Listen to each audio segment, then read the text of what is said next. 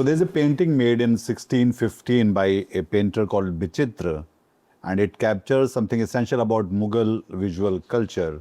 It has Jahangir in it, and he seems like a divine figure surrounded by rulers and saints.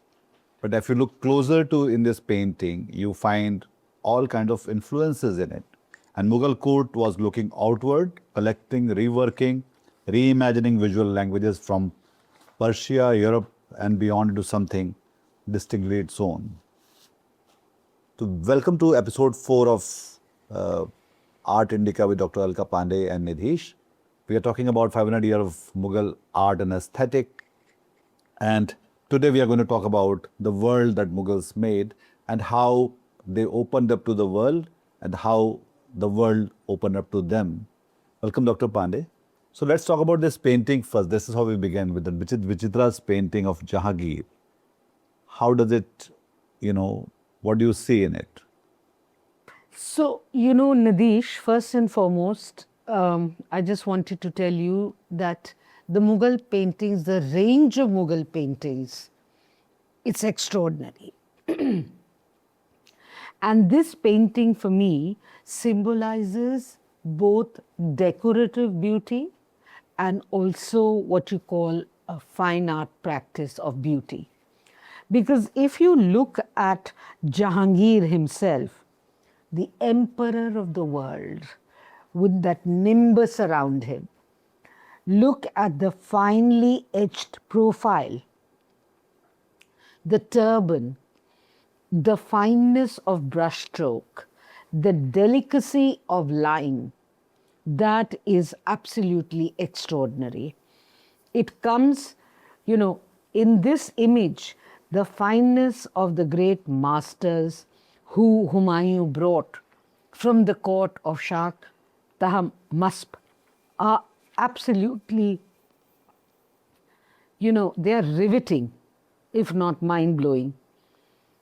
You also see the way the composition has been done, the way the ruler is sitting, the conversation he's having with the Sufi sheikh, because the painting itself is called Jahangir preferring the company of a Sufi sheikh to the kings. If you look at this painting, the upper part of the painting is extraordinary.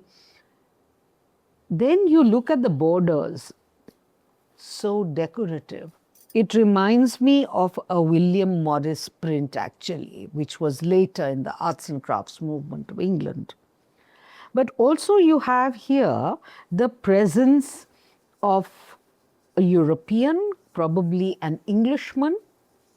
So you look at the syncretism of language, not just textual, but also visual. From cherubs to a foreigner, to a Sufi mendicant, to a ruler. Look at their clothing, look at their attire, look at the composition, and at the back, look at the patterns of the Persian carpet. So this is it is a decorative painting, definitely. It is in some ways the high point of Jahangiri painting. And what you find here is both delicacy of form, subtlety of language, and a great storytelling which is happening within the registers of the painting. And it also talks of, the personal and private spaces through the gaze of the protagonists who are painted here. And this is like happening Jahangir 1615 around that, but much before that Babar came from Fargana as a Timurid court culture in Herat and Samarkand. And then all of this starts happening. And so they were clearly carrying those Persian and Timurid influences in their art. No, I would say that this happened with Humayun.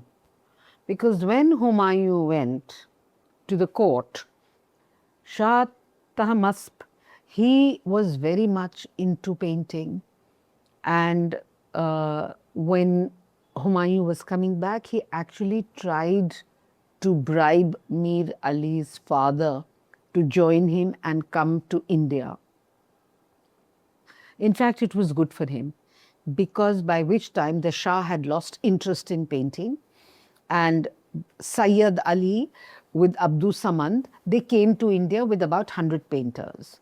And they set up their own atelier working with Indians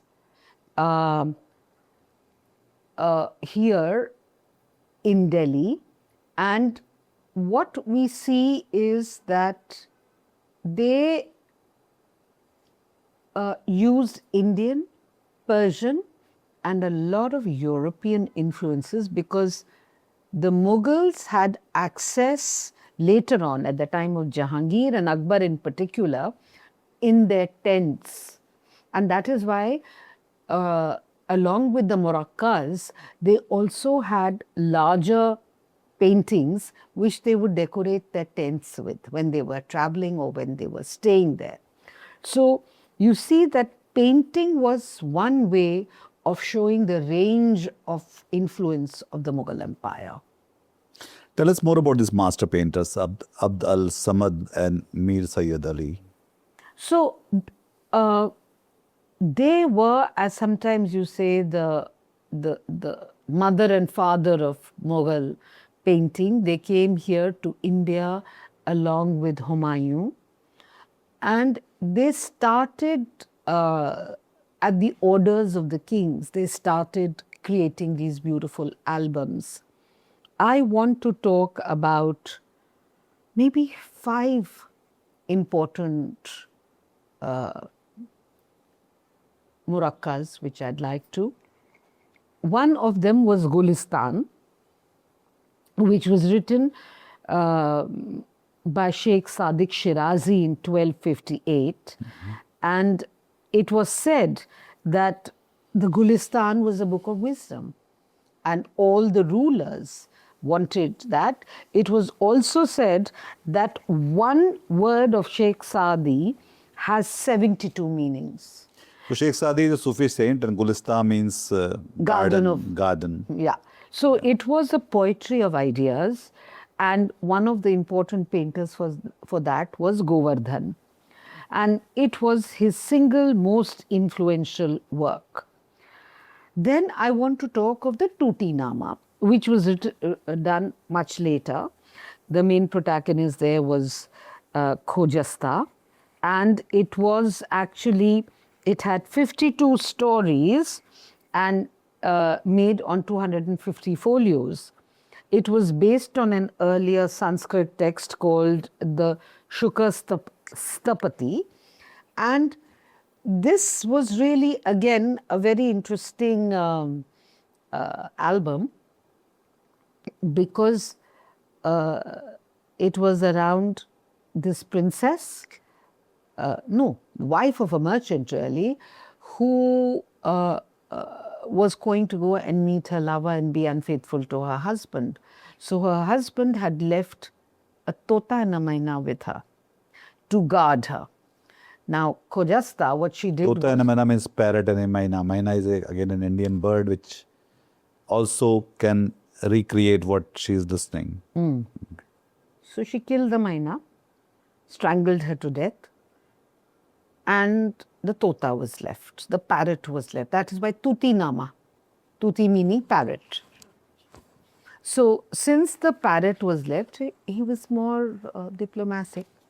He realized that he didn't want his neck to be wrung and he didn't want to die a death. So what he did was he started telling her stories every day. So every night when she was getting ready to go to meet her lover, a story was said to her, and that is why it is called the Tuti Nama. And there's a very interesting story that he told her one day. I think it was number 35 or 37, I'm forgetting which of them. But it was the story of this poor Brahmin boy who was in love with a princess. And he wanted to meet her. So his friend, the magician, turned him into a beautiful young woman. So the Brahmin boy Now, transgendered, there's a story to that. So he goes to meet his beloved and they meet. And then the king spots them. So the magician tells him in his ear that, this is actually your daughter-in-law to be. So the king has no suspicion. And the strange thing is that the king's son, sees this Brahmin priest as a beautiful girl and he falls in love with her. Things happen, and then this girl is given a lot of money. The Brahmin boy gets a lot of money, then he takes away the princess, and then they live happily ever after. So these are stories in the Tutinama, and these were beautifully illustrated in the court of the Mughals. Then, of course, as we discussed, the Razmanama, which is a book of war. Then there was the Anwar Suheli, which was also fables based kind of on the Tantra. And Akbar's favorite, the Hamza Nama, which was painted by Mir Sayyid Ali and Abdul Samad. They were his stories of demons and like fables of greatness, and he had 1400 of them painted, which are all over now. We don't know where they are dispersed. Chester Beatty Library, some at the V&A, some in the British Museum. And these were the stories he grew up with. So he got them created in his atelier. Now, what we see over the years with the Mughal rulers, the style and the imagery started changing. And in the time of Shah Jahan, the high point of painting was developed. It was lush, the compositions were grand, it was not that stylized as the Persian paintings were, because the Persian paintings were extremely stylized. They lacked the realism. The realism came more from the Indian elements. And then over a period of time, the application and colors, compositions, introductions of certain European symbols, they came in from the exposure which the artists and the Mughals had to European art. So what you see in Mughal miniatures is a beautiful, judicious mix of Persian, Central Asian, Indian, and European features in Mughal painting. That is how they are very different to the Iranian paintings that we see. So like far more ornate and... I think they just had a different language, Yeah. So in 1580, the Jesuits arrive in Fatehpur Sikri, and they bring their own illustrated Bibles and European prints. And what happens to Mughal art after that? So more and more murakkas which started being created. And don't forget, Akbar had also married Mariam, a Christian lady. So all these, and then with his Dine-e-Ilahi and his world faith and all that, because he was exposed to so much of different cultures, a lot of that started naturally, it will come into their fine art practice. Then you have painters like Dasavant, Manohar. Many of their painters were Hindu painters who came from different communities. And Daswant, for example, was the child of he didn't come from a painting family. I think his father was a construction worker. And I think it was Akbar who saw through the talent of the boy and employed him in his atelier. But because of his temperament, I think he also committed suicide and died, and he didn't do too many, couldn't do the kind of art that he could. So there are many stories about the ateliers. Then there's Bezad. In fact, what is that writer? of ours, Kunal, who has written a beautiful book called The Miniaturist, in which he writes about the Kunal Basu. He writes beautifully about the miniature painters and how it was in the ateliers also. There was a lot of favoritism, who was a favorite, who would present the work to the king.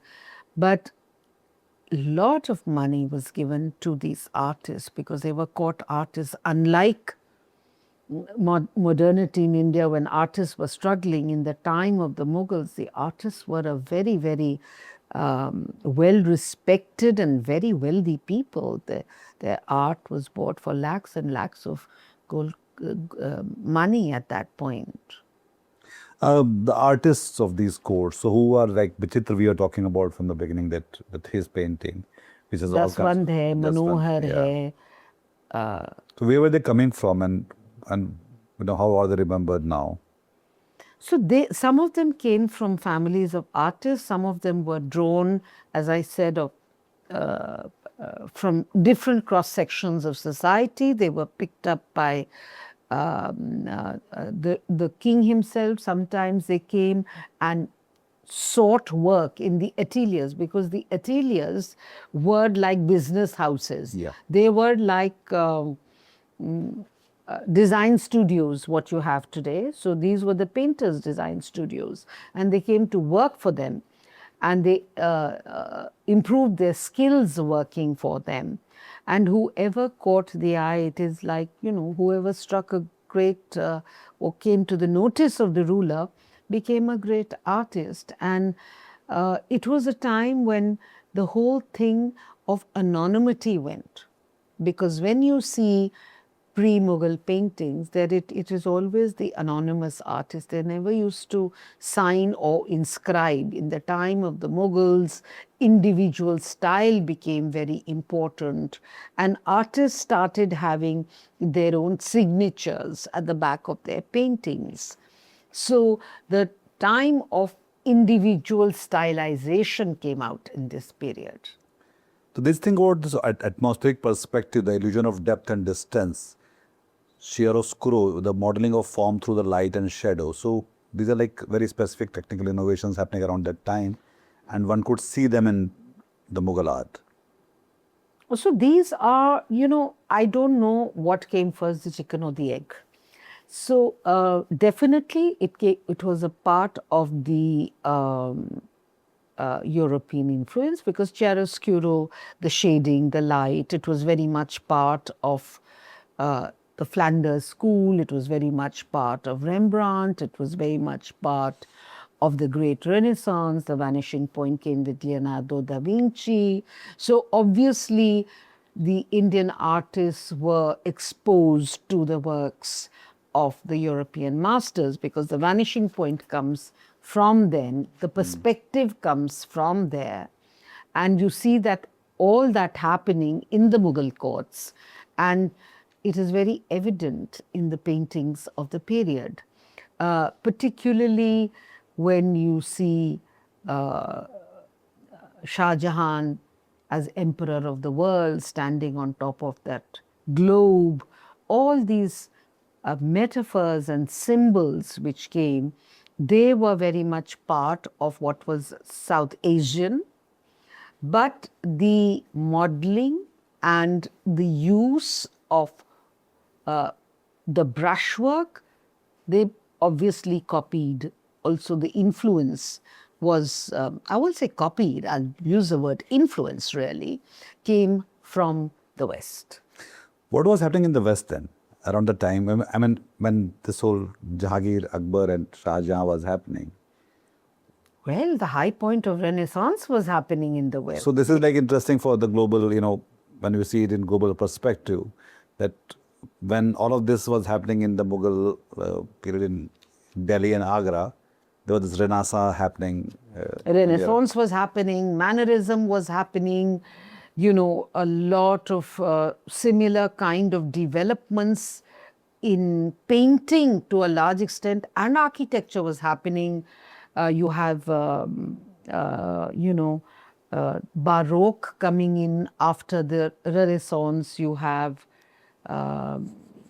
Romanesque art coming in. You have great buildings and churches being created in Europe. You have the starting of Gothic art in Europe. You see all these massive buildings coming up there. And I think Europe also was becoming rich. So rulers were commissioning buildings, churches in particular, but not in the scale of the Mughals. The Mughals, as you know, as we mentioned earlier, they were the richest in the world. So this famous allegorical painting of Jahangir shooting at the figure of poverty. So which again kind of gets like inspired of ideas and the techniques coming from elsewhere and then making it Mughal. Okay. Now this painting, if you see, it's very typical of the Jahangiri period. It is not overly ornamented. There are these stylized clouds. You have two cherubs holding a crown. The king is standing on a globe-like figure, and there are two animals there, the lion and the cub. It's the beast and the prey. He's standing on that and he's shooting an arrow at what they call the lidar, poverty. Now, how is this poverty shown? It's very allegorical. It's very, how should I say, the image of poverty is dark, black, old, wizened, white hair, and he is shown wearing a kind of a typical dress of that period, a jama, which is a fuchsia pink with beautiful self-styled, it could be a kinkwab or a brocade piece with a kamarband around him. And he's shooting at poverty. This is all, it is not a realistic image, but it is an image based out of imagination. The kalpana of the artist. It's an imagined image, and it's a beautiful image where, because for them, what is poverty? They're so rich. So they're showing, they're throwing poverty out of their kingdom. And this is how it is being seen here in this image. And this is the high point, or I would say typical image of the Jahangir period, because there is a lot of, what should I say, realism which creeps in. The stylization is moving away. And later you will see in the paintings of Shah Jahan, the grandeur. You don't see these, you don't see this kind of realism, you don't see these kind of philosophical paintings so much in the time of Shah Jahan. Yeah. So, and by this time, Europeans are like already kind of exchanging ideas and techniques with them, and probably when they came here, they thought that we'll be able to impress on the emperor and their artists that we are so much superior than them, but that really doesn't happen. The Indians make it their own, in their own way, and so they accept it, but it's not about like without accepting the supremacy of the Western art, probably. I think, Nidheesh, the Europeans could never show themselves to be more superior to the Mughals. The Mughals thought no end of themselves, and they were very secure in it. It was the Europeans who were paying obeisance. They wanted to get an edge into India. They were the ones supplicating. It was the other way round. And the Mughals were very secure. They had the money and the power and the luxury of it. So I think in my head, it is very clear that it was the Europeans trying to make inroads into the Mughal courts. They came carrying gifts and, letters of introduction to be presented. It took Sir Thomas Roe a lot of time to get a kind of a darshan or an Audience from- appointment yeah. from Jahangir himself. He had to wait many days. And these art also like traveled back to the world. I mean, they also gave it to like the Safavids and Ottomans. The Mughals sent them art and their own, gifts from here. Yeah, because that is how they say that Rembrandt was so much influenced by Mughal art himself. Obviously, art from here went. So what were the influences which Rembrandt was carrying from Mughals? I think he was looking also at the composition, at the fineness, at the delicacy. He was looking at all that. And Mughals kind of became a word in English and elsewhere that about the opulence of it and the grandeur of it. I think they were definitely acknowledged as very, they were not looked down as later they, how our colonizers called us uncouth, uncultured, unlettered, and looked at us like creatures and presented us as natives. No, we were more than equals at that point. And by Aurangzeb, the whole atelier started getting like fading away. So the artists were there, and they started moving to They other started places. moving to the courts of Kangra. Yeah. They started moving to Rajasthan. They started moving to other small princely states. And you see an emergence of the Rajasthani school emerging. You see a whole lot of the Kangra Kalam, Raja Sansar Chand and others, they started giving them panha, shelter, giving them commissions. And also what you see is the beginnings of the company school started happening at this time. It was the same painters who started traveling and migrating to different courts for employment, for money, for income. And in those paintings, the centrality of the Mughals kind of moved to something else, which was more about indulgences of these new, kings and princes, their own queens, and Naturally, whoever is the patron, it's like who has the baton has the mayor. So the rulers, their taste changed, the subjects changed. They became, in the Pahari school, it became more spiritual, more religious. In Rajasthan, it became also about the Nayak Naika, the Ragamalas, the battle scenes, the rulers. So when the patron changed, the content changed. the shikar and the, Yeah. So, and then there are like Basoli and, as you mentioned about Kangra, but there's Guler and these all schools started like getting their own shape and expressions.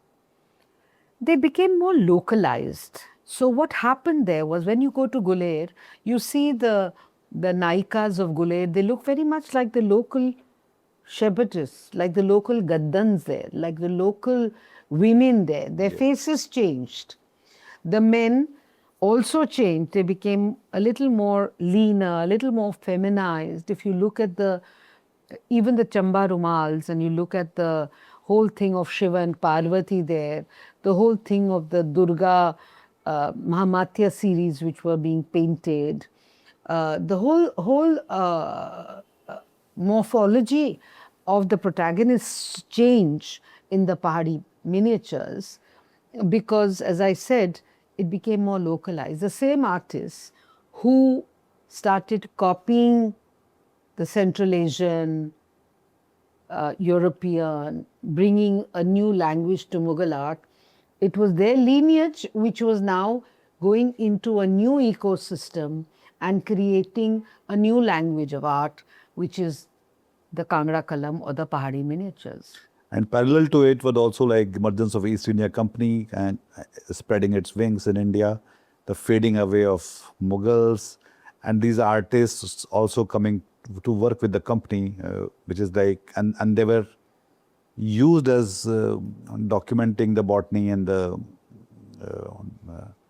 the birds and the local nature. You have the whole lot. If you see Mary Impe, which she started later in Kolkata, she was the wife of the Justice of West Bengal, Alka Impe's wife, and she started getting a lot of the artists from the side of Bihar, for example, and started making all these botanical drawings, recorders. They became draftsmen for the English. They started also documenting buildings, which later led to photography later on. Yeah. Tribes of India, for example.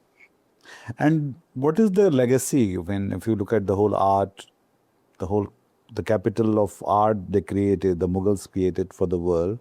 I mean, we talked about the paisley and the textiles and, in terms of scarves, bandanas and wallpaper fabric and... Well, I think they created a new language of art, a very vibrant, very beautiful, like in their murakkas, their albums, their portraits, their records. You haven't seen that kind of mix of languages of art, of painting in particular, as you see with the patronage of the great Mughals.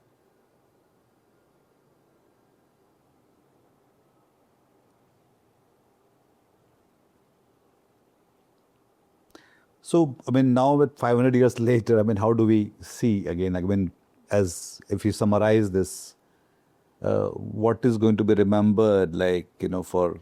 See, what is going to be remembered is a great record, a visual record of history. How did they dress? What was their power? Who was the ruler?